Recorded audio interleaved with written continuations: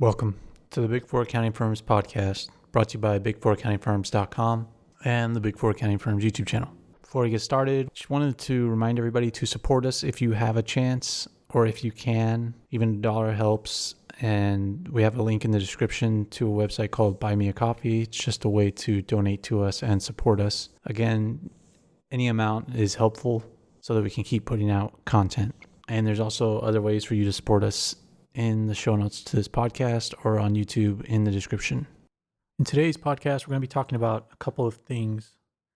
The primary thing is Deloitte's partners took a pay cut in the UK by 17%.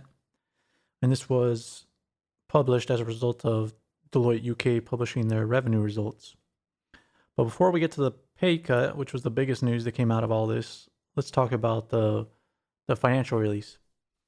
Now, Deloitte UK released their financial results, and in these results, it says that they earned £4.31 billion versus £3.95 billion in 2019. And this represents a 9% increase in revenues year over year. And the release on Deloitte's website said that they moved to about 20,000 employees and 1,183 partners, which is a little bit confusing because everywhere else you look, it says that there's 709 partners in the UK. And in a lot of their financial release documents, it says 709 partners. But in the little dashboard they have on their website, it says that there's 1,100. But I think 709 partners is the right numbers. The first thing I noticed when I looked at this report was that Deloitte had a lot of social justice metrics in there in the UK. And even though the Big Four accounting firms have had over a decade of focusing on diversity, it doesn't look like they've made much progress. They've only made a slight progress towards their female partner metrics. From 2018 to 2020, Deloitte UK moved from 18.55% of their partners being female to 21.74% in 2020. And they stated their goal was 25% female partners by 2020, which they obviously did not meet. And in this report, it says they plan to have 40% female partners by 2030.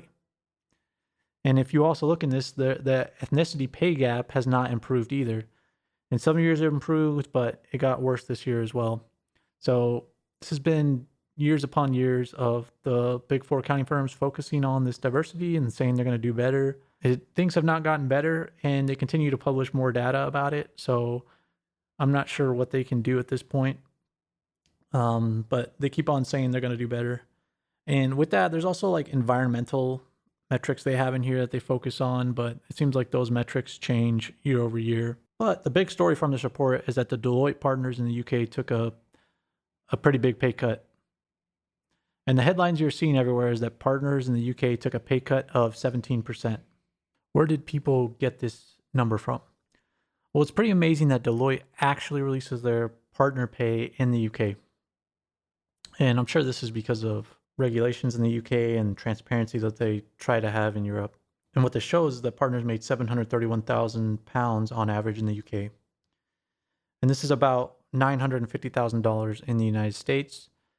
And that is pretty insane that partners make that much in the UK. That's almost $1 million.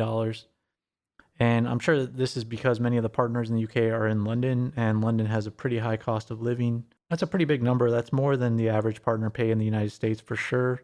So even though you might see in the news that the partners are taking a pay cut, you shouldn't feel sorry for them because they're still making almost $1 million. But why did their pay go down? Well, according to their report, the distributable profit went down by 16% to £518 million. In prior years, they had £617 million of distributable profits for partners.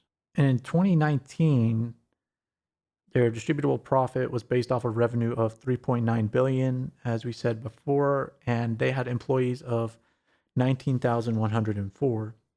And in 2018, they had 18,336 employees and revenue of $3.6 billion.